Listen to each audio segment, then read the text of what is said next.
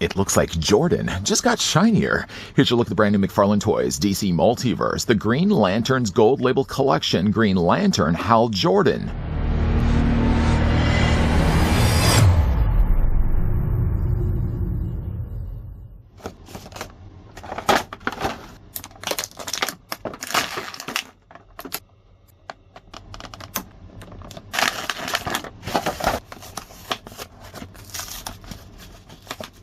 Years of confronting evil and saving billions of lives have taught Hal Jordan that power and will are worthless without empathy and a sense of purpose. Considering that Hal Jordan is my favorite of the Green Lanterns, my willpower wouldn't be all that great to pass on another release from McFarlane Toys. Before we, of course, we get a close look at the Green Lanterns Hal Jordan all decked now out in a shinier green, I'd like to thank the folks over at McFarlane Toys that did come through and provide this sample of the gold label release of him. The figure, in fact, is using the same body build as the DC Rebirth Hal you'll see in a second. Though in the meantime, though, let's grab the tape measure, and Hal Jordan is going to stand at 7 inches in height, translating, though, to a figure that's 17.5 centimeters tall. Yeah, other than a new tooled head sculpt and a different deco of paint, this Hal is just a rehaul of the Rebirth one that got boxed along with Dawnbreaker. In fact, that 2-pack came also included with the jetpack that gets borrowed over to this release of him. Another Hal, and one of my personal favorites, here's also what the figure looks like with the Silver Age release of him. While maybe having new ideas, he certainly is using a lot of old molds. The figure, first of all, does come included with a display stand, which, of course, yes, is the same mold as all the other DC logo stands we've gotten before. The DC logo, branded down below, and a neighboring peg to the far corner that can plug into either one of Hal's boots. The figure also comes included with a card, although the card isn't borrowed over from the one that we got from the DC Rebirth. The Rebirth, if you can excuse the fact it's got bent up corners like this, actually used figure photography. The new Hal Jordan, in fact, actually is using source material. I like this one over this one. Although if you look at the back of the cards, there's a whole lot less things to read on the new release of Hal, where there was a lot more to read when you look on the back of his. Also, too, while unfortunately I haven't had this one in my trading card sheets, it was one of the few cards I actually kept inside the bag along with the figures at the time, and that probably would be one of the reasons why the corners are frayed like this. I mean, again, I really like that they've went the direction of now giving source material as the inspiration for their cards and getting kind of away from really the idea of figure photography. For feeling that, I just don't think it works as well when it comes to figure cards. That being said, a bit tongue-tied. Funny though enough, I was tongue-tied saying tongue-tied. The figure though does in fact come included with a lot of borrowed over accessories. First, the figure does come included with the jetpack. I'm going to bring over the one that came included with the 2-pack Dawnbreaker. I think though the coloring of the green is a little bit darker on the new Hal Jordan's jetpack, and was though a little bit lighter and a little bit more translucent with the Dawnbreaker 2-pack. Exact same molds. Kind of does beg the question, really. Hal Jordan can already fly in space and in skies. Why would he really require a jetpack? That would be like the Flash having to use a motorcycle. Either way, though, if you look on the back of this, there is a peg. If you look on the back of the figure's body's torso, you'll notice that there is a hole. Simple shapes will connect the two. Just plug it on the back of his body. I don't know if why now, because we've got a different head sculpt for Hal Jordan, it reminds me, at least with this jetpack, of Rocket Robin Hood. Anybody remember Rocket Robin Hood? I'm not going to sing the song of Rocket Robin Hood, even though I know all the words for it. One of the other things that figure does also get carried over is the boxing glove. Now, the boxing glove didn't come included, though, with the Dawnbreaker 2-pack. I believe it actually came included with the Silver Age release. So the ones that were bookend on either side of this release happens to then share their accessories with the one that was in the middle. Again, the boxing glove, it does seem like the one that we're getting now is a little bit darker of a green. You can see that the original one was a little bit lighter, and again, it seems like the plastic that they were using at the time, at least, seems to show the light a little bit easier through. This can, again, just attach onto his arms. If you're looking at the placement of the glove, the thumb, as large as it may be, would dictate that it goes on this side of his hand. It doesn't really necessarily, I mean, obviously the shape of his hand would work with, if you wanted to have it over here, I mean, you do whatever you want. But, I mean, again, like it gives him a little something extra to work with.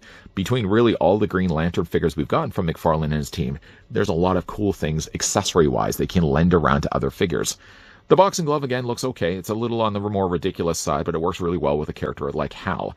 So let's go ahead and just remove this. Let's go ahead while we're at it and also remove the jetpack. And no, I will not, unfortunately, make you guys suffer listening to me singing Rocket Robin Hood. Oh, I'm so tempted. What I am, though, tempted to do is mention one thing that this figure does remind me of. If you remember way back in the day when we were looking at the DC Direct New 52 figures, one of my all-time favorite Superman, The Hal Jordan at that time looked very much similar to this. Maybe not the design clearly of the suit, but the way though that they finished it in this metallic green very much, I feel, reminds me of those DC Direct days.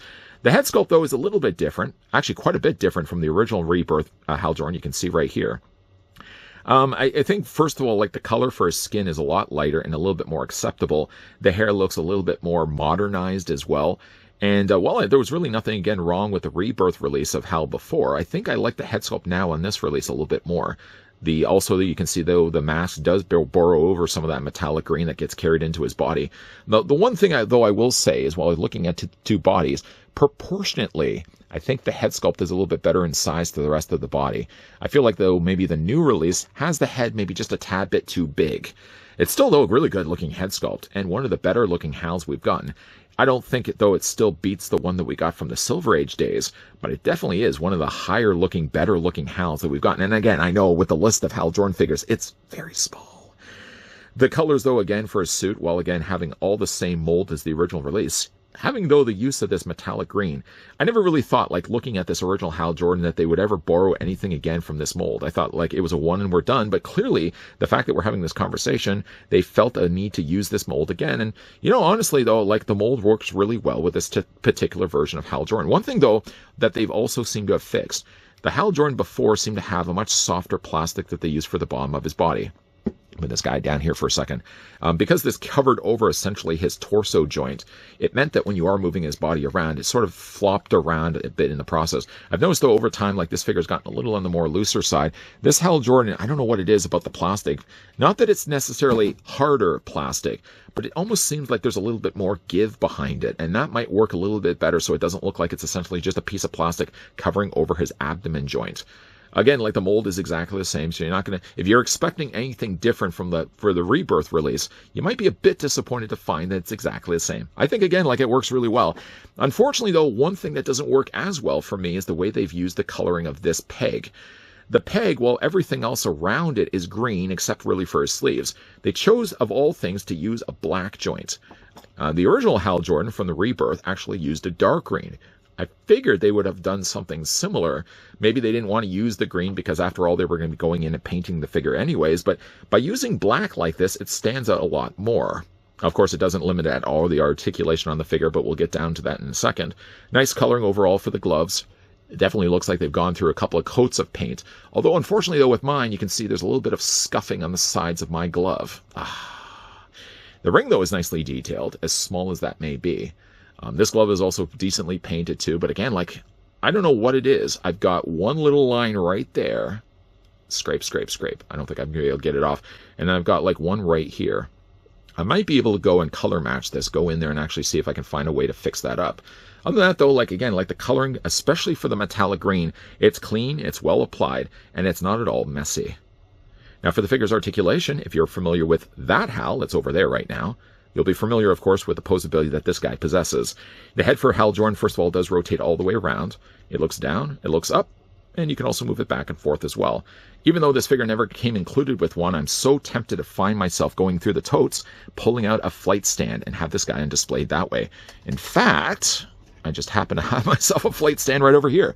I was kind of thinking, oh, I'm going to have to go back to my totes. But sure enough, right over there was a flight stand. The figure doesn't obviously come included with one. We've already established what accessories he has. But, with this particular figure, yeah, I'm tempted to get this guy on a display stand, a flight stand. The only thing I'm kind of worried about, though, with the things I'm doing right now, is I think, though, that might eventually scrape the metallic paint. But I'm very tempted to have this guy displayed on the shelf the way that you're seeing right now. Carefully, carefully. Again, I don't want to scrape that paint. I think the paint is generally quite durable, but again, if you have yourself like a waist clip around this, the likelihood of this scraping the paint would be a little bit higher than if you're just going to have this guy displayed and standing the way he is right now. The upper torso, yes, is going to be on a ball joint. Concealed underneath is also a secondary ball joint, which again does have the overlay of plastic over top. Some people don't like that. I maybe don't like it as much on the original release of Rebirth Hal Jordan. I think, honestly, though, it actually looks pretty decent with this Hal. It's pretty close to his body. I mean, obviously, you can still see that there's a lip right here, but I don't think it's as noticeable as the first time we got this mold. The arms do rotate all the way around. You can also hinge them out as well.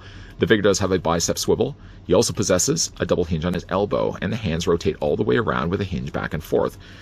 As for the legs split out, but they only split that far. They also go forward and back.